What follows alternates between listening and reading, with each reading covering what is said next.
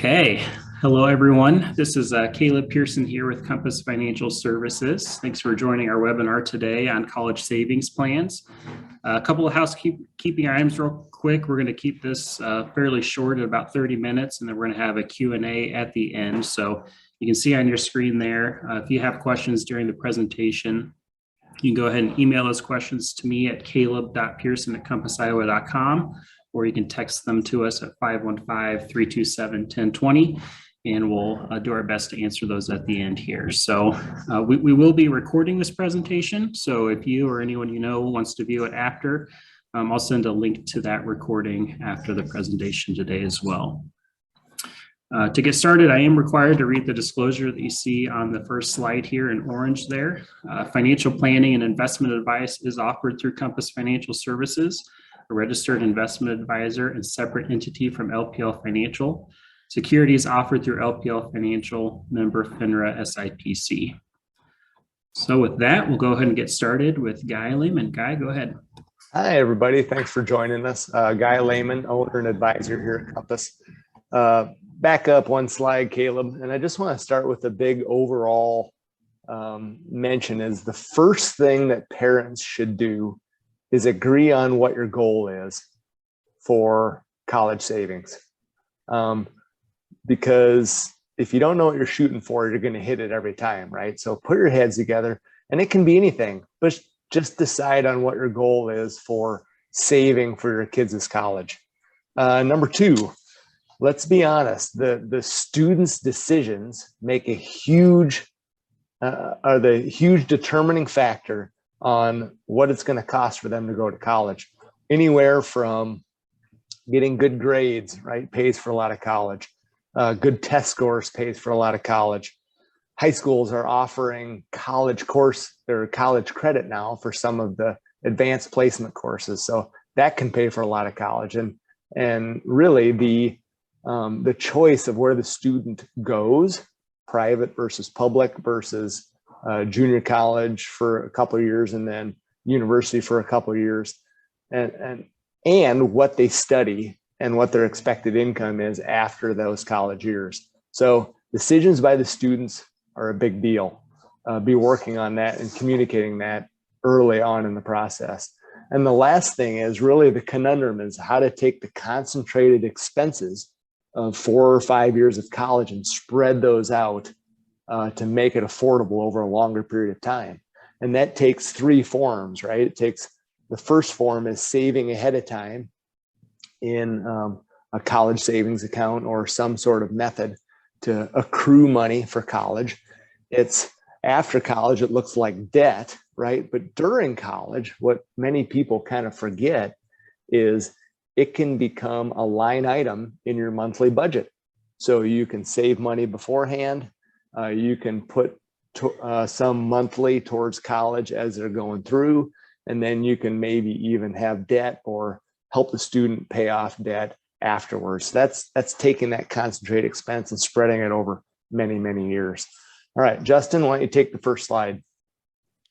Thanks, Guy. And so, when we start talking about college, first thing I want to cover is there are certainly some benefits to it, or higher education, but also there's some costs and there's some challenges of how do we fill that gap? How do we spread that cost over a number of years like Guy was talking about? This first slide here talks about some of the benefits, and we know higher education typically leads to higher salaries and lower unemployment. And that's what this shows here. You can see the blue bars. That shows the annual income limit for various degrees. On the left, we have a doctoral degree or a professional degree. And then if you go down to the right, you can see down to high school diploma and even not having a high school diploma. And so this can have a big impact on anyone in your life who's in this position of over their working years, how much more income can they earn? And also how much more employable can they be? Now with that, there is some cost. So if we go to the next slide, Caleb, everyone's favorite word right now is inflation. We can't get away from it, right? It's in the news, it's on social media, you go to the gas station, you go to the grocery store, inflation is everywhere. And what this slide is showing is the inflation for higher education versus our normal inflation we see every day. Right now, we're living in a period where every type of cost is being inflated at a very high level. But what you can see here, the dark blue bars are the higher education inflation. And you can see over the years, it definitely outpaces our normal inflation we would see with gas, food, etc. So what's that mean to you? That means a larger chunk of the money in your wallet is now going to be going towards inflation. And the next slide shows even in greater detail, just the difference between, on the far left here, you can see tuition. This is going back 30 years, and tuition has gone up about 670%. We know healthcare is very expensive and it sees a high rate of inflation, but even it is only about 450% here. So tuition, higher education expenses continue to grow, and that probably will not change going forward. And if we look at the next slide, tuition by itself is not the only cost associated with college. You can see here we have books and supplies, there's transportation, room and board, possibly a meal plan, technology, studying abroad. There's any number of areas where the student is going to incur expenses that go far and beyond tuition. In this example, it's a 4-year state school, and they're saying when you put it all together, it might be a little over $40,000 a year. Now that's going to vary by the school, but the point is, it's definitely something that we need to start planning for.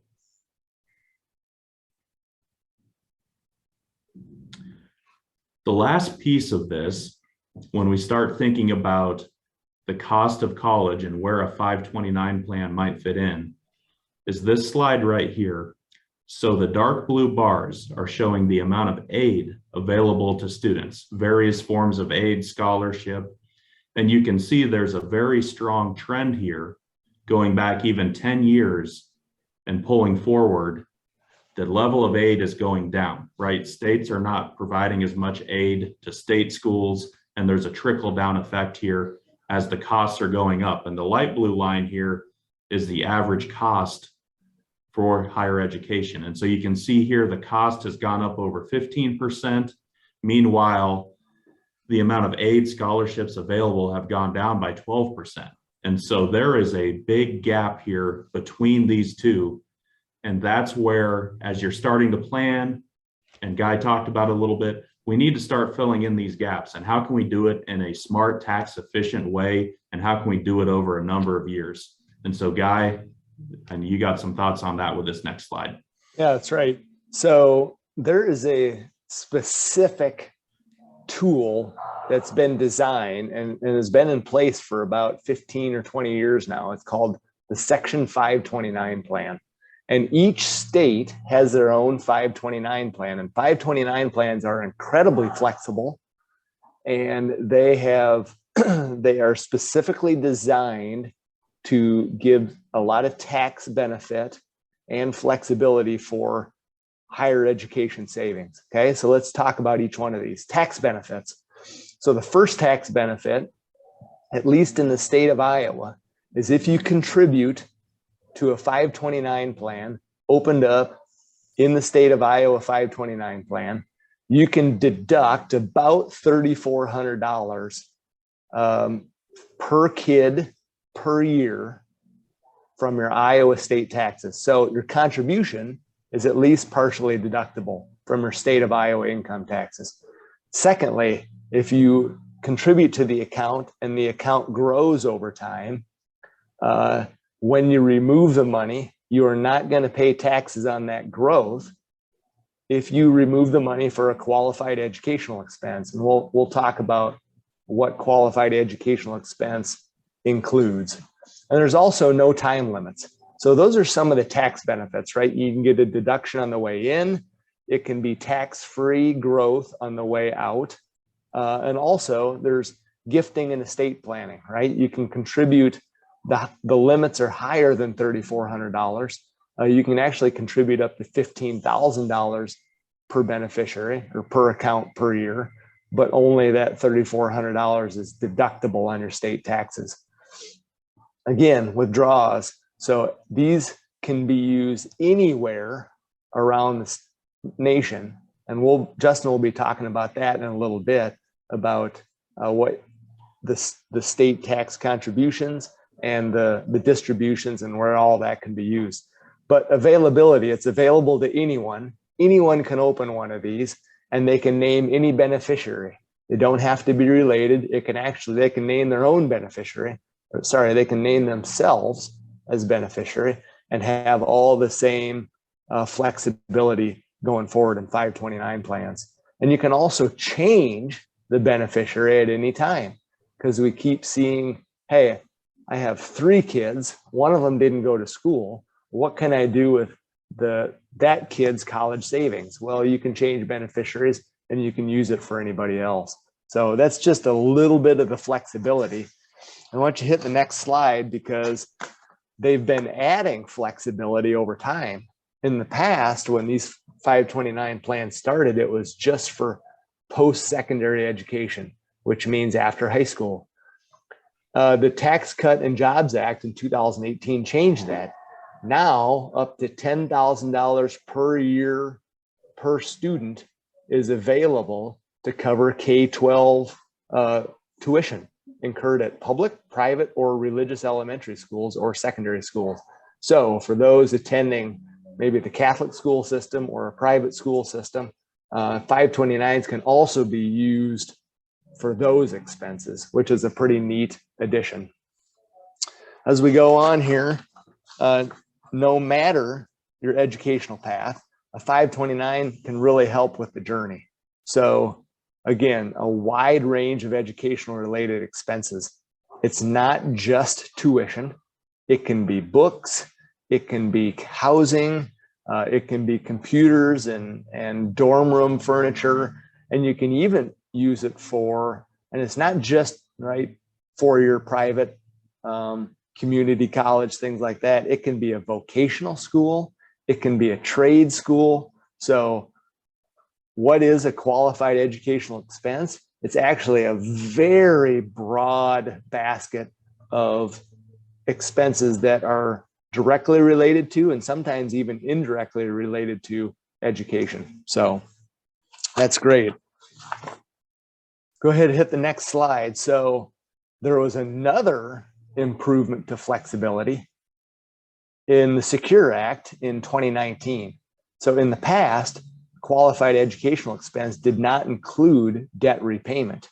However, in the Secure Act 2019, now families can use up to $10,000 of their balance to pay off loans. Okay, big deal. Remember what we talked about spreading the concentrated cost of college over as long as possible? This gives you the flexibility to do so with the money that you saved up before college if you have debt after the fact. So awesome, even more flexibility. And another point to make with that is, traditionally when we're talking about 529 plans, we're thinking about it in terms of kids that are growing up and future dollars, right? But what this really opens the door to is, as an adult, let's say you have some continuing education you want to do, you could open up a 529 for yourself, put some money in there, and then one, you're going to get a tax deduction, but then 2, you can use that to fund your professional education, or also if there's some loans, you can use it to pay that down too. So it's not just a thing for kids, it's also a thing for adults as well. That's right. Thank you, Justin. Now, there's a lot of questions on the next slide about, hey, which state's 529 plan should I use?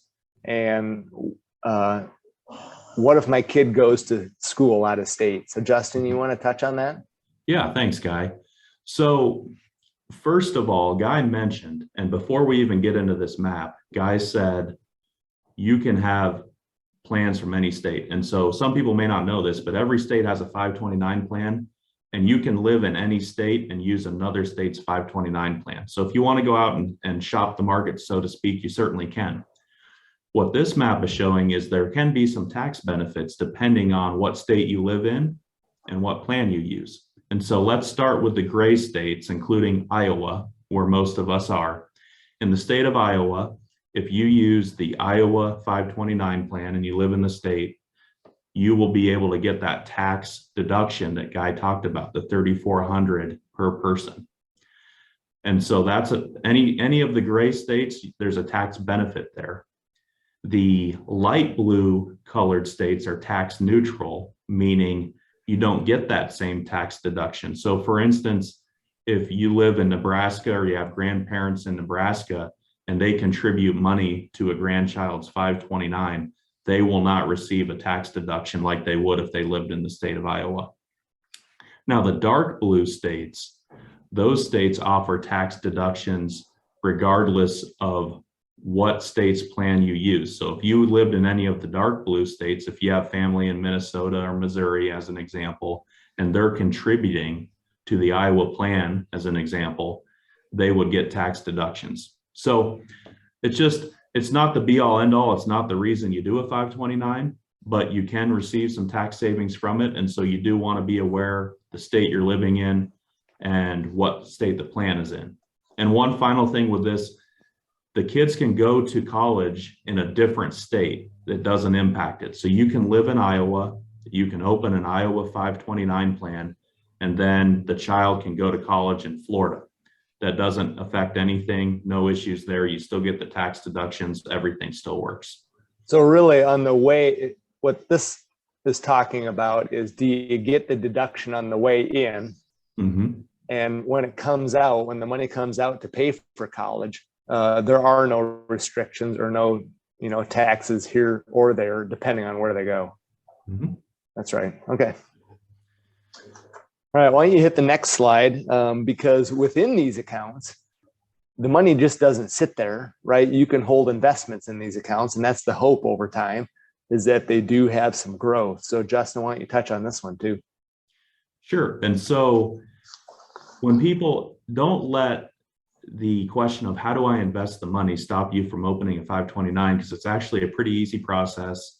And most people are familiar with target date funds. A lot of people use those in their 401ks or their work retirement plans. And as you see here on the chart, on the bottom, they have numbers, and that's years to enrollment. And then there's a target date out there. And so simply, if your child is going to school 18 years from now, then you're going to open that 529 when they're born, and you're going to start contributing money. And over time, the fund will take care of adjusting the investments for you. You can see the dark blue is the amount of stocks they would hold.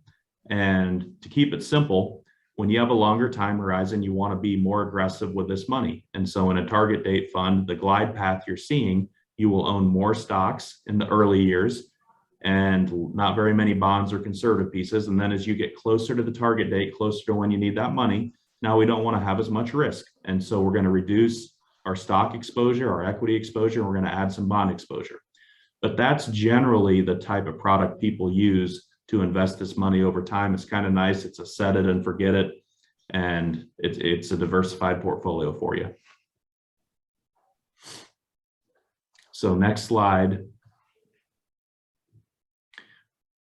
Let's talk about grandparents just a little bit.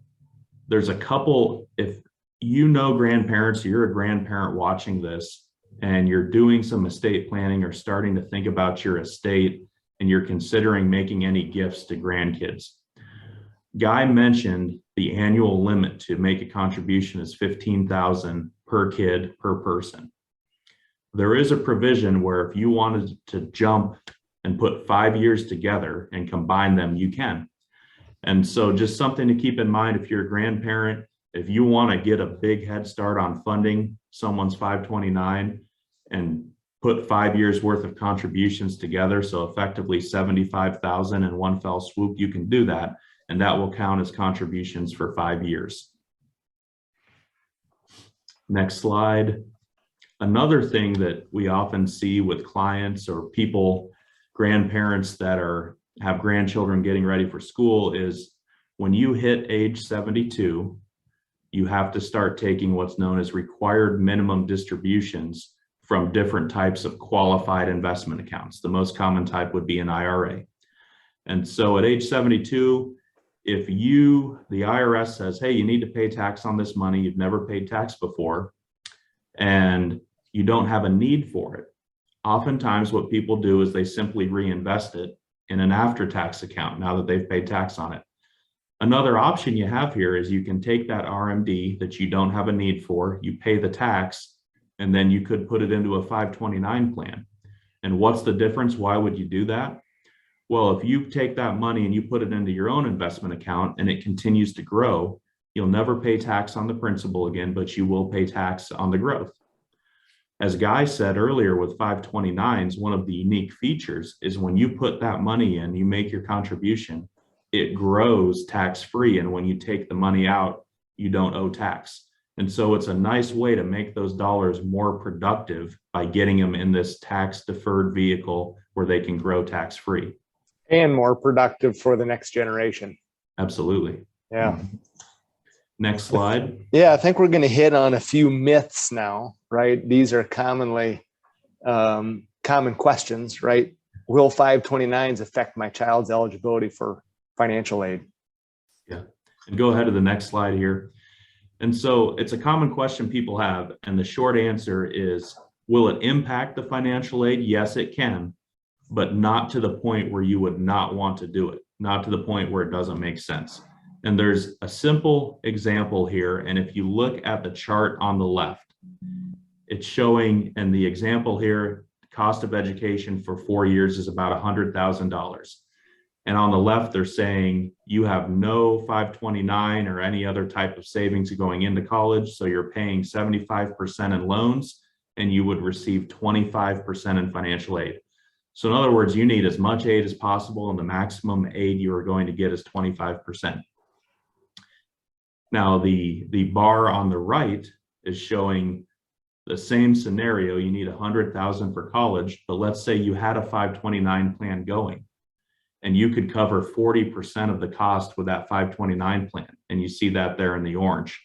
Well, now your loan only needs to be for 40%. And in this scenario, even with covering 40%, so essentially $40,000 of the $100,000 price tag, you cover that with your 529, you're still receiving 20% in financial aid. So the myth of, does a 529 preclude you from receiving other benefits? The answer is no. Could it impact it? Yes, but it's still the benefits far outweigh not doing it. Awesome. Let's head to myth number 2. I just need one 529 for all my children. Justin, walk us through that, would you? Right. And so something to think about is, and Guy mentioned it earlier, 529s can be passed to other people, other family members, right? So your oldest kid goes through school, they were the beneficiary of it, there's some money left over, you switch the beneficiary to the next kid coming up that's going to need it. So they can be passed through a family or even passed through generations. But why you might want to have a different one for various kids is simply the time frame. And we talked about earlier, when you're investing, the glide path, right? And so if you have a kid who is entering college next year, and then you have another kid that's going to be doing it in 5 years, you would prefer for the younger kids' investments to be growing much more aggressively than your oldest who is in college.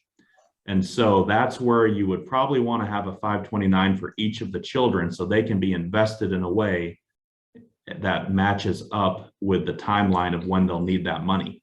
If there's something extra, you can change the beneficiary, you can invest it differently. But if you are talking about multiple kids and they're within, shorter time periods, let's say within 10 years of each other, that's where it's really beneficial to have a 529 for each of the kids. Let's talk a brief example. So we have a husband and a wife, and they have 3 kids, just like this family right here that we see. So if they really wanted to get aggressive on their saving, each member of the spouse. So for instance, the wife could open a 529 account for each of her 3 kids. And if they wanted to get aggressive with saving for college, they could she could put in $3,400 into each kid's 529 account each year and deduct that from her state of Iowa taxes. So that's a total of $10,200 just for the wife. Now, if they wanted to get really aggressive, The husband could do the same thing. He could open up a 529 for each of his 3 kids and do the very same thing. So especially if you have multiple kids, the numbers get high pretty quick. Good point, Guy. Yeah, let's hop on to the next screen, because we get the question a lot like, hey, I don't want to save into a 529 plan because what happens if my kid doesn't go to college?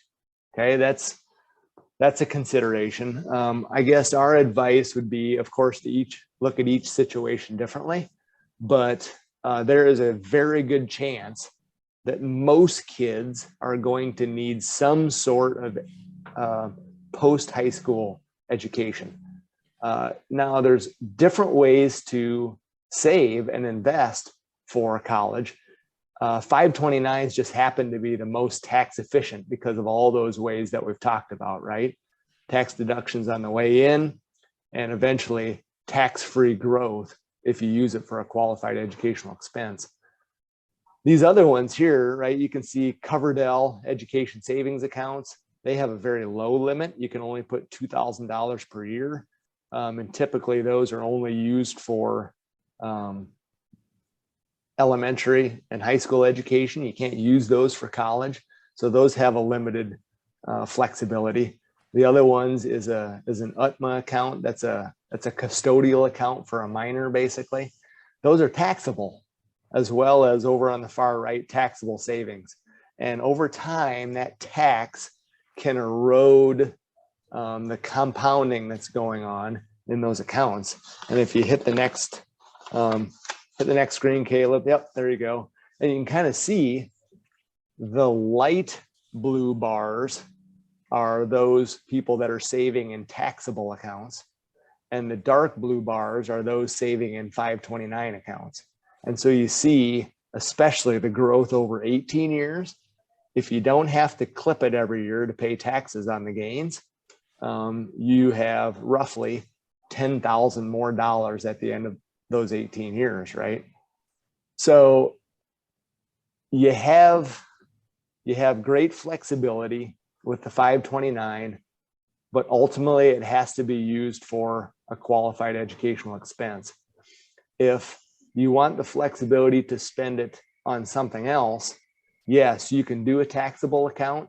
You're probably going to have less money, all things being equal, but you can use it for a car, you can use it for a down payment on a house someday, right? And you can't really do that with 529 plans. However, if you get to the end of the road, all of your educational expenses are covered. You have no reason to have your money in a 529 account anymore. You can take money out of the 529 account and you will pay the tax on the earnings and a 10% penalty. Okay, so yes, you can get your money back out. It's a little bit costly because you pay that penalty, but at the end of the day, you can still get it out. It's not totally locked in there forever. Awesome. All right. We got a few questions as we've gone along here. Caleb, why don't you go to the end slide and we'll hit those. What happens if my student gets a scholarship? Okay, so here's the answer. You can take an equal amount out of the 529 that the scholarship was for, okay? Because without the scholarship, you would have been paying that from the 529 anyway. So you can basically, if you get a scholarship for $5,000 a year, you can take $5,000 out of your 529, own that or keep that, and again, keep the paperwork, because ultimately you are responsible. The owner is responsible for making sure all your withdrawals match up with either expenses, scholarships, so you can reimburse yourself for scholarships. That's an easy way to do it.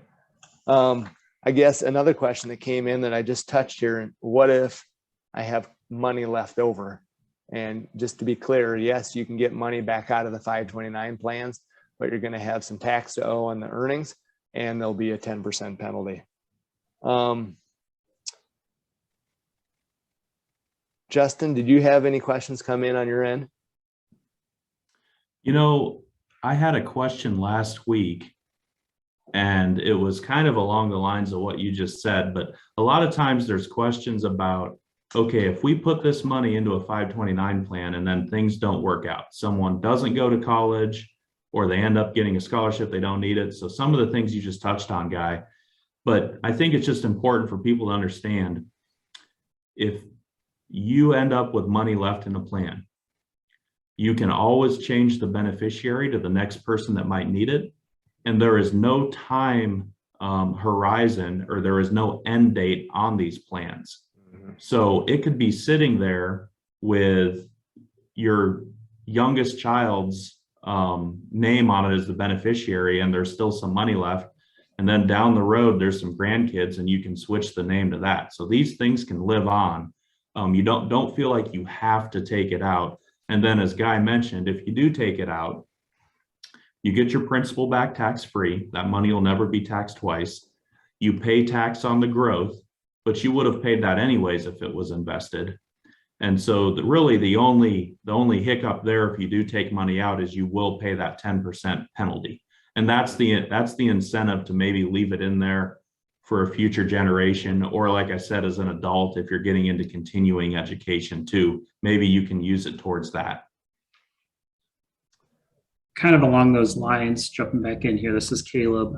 We had another question come in that asks, you know, if you have two kids, kid number one doesn't go to college, but kid number two is, can you change on that plan the beneficiary to the second kid? And the answer is yes. Do you have to keep two separate plans? You can, but if the owner, so say mom owns both accounts, if the owner is the same and the beneficiary is the same, there's really no benefit of keeping it in two separate plans. You can roll it over into just the one plan. But if you're keeping, you know, dad is the owner on one, mom is the owner on the other, same beneficiary. If you're planning to continue to contribute to both plans here in the future, it's a good idea to keep both plans open so you can get the deduction, the state deduction for both accounts. But it all comes down to your personal situation and how much you're contributing and whether or not you want to keep both of those accounts open. Yeah. Thanks, Caleb. I think we'll wrap it up now. But we do want to give you a little encouragement, and kind of the same way we started, we want to end, is our encouragement is to sit down and make a plan, right? Be shooting for something. If it's, we agree we want to pay for 50% of college costs, or 25%, or 100%, or we want to pay X number of dollars, we're going to save X number of dollars per year from now till college, and that's our contribution. Get on the same page, make a plan, know what you're shooting for. Secondly, share that with your children. Hey, mom and dad are doing this, or grandma and grandpa are doing this for your education. And tell them that they have a big part in how much their education is going to cost too. And at the end of the day, we've seen people, you know, just say, oh no, what am I going to do? How am I going to handle college? And eventually they make it through, they make it to the other side, everything's successful, everything works. So our encouragement is, don't worry about it. Put pen to paper, make a plan, get on the same page, and start the process, because it will be okay. And I'd say also, don't worry about it, but also don't wait. Yeah. That put that money to work now, let it grow over time, get that tax-free growth. It's a lot easier to fund something that's 20 years from now than something that's 2 years from now. Yep. And so that's it here from Compass. We appreciate you guys tuning in. Have a great day. And as always, here's our contact information down below. You can email us, or you can call us at 515-327-8255.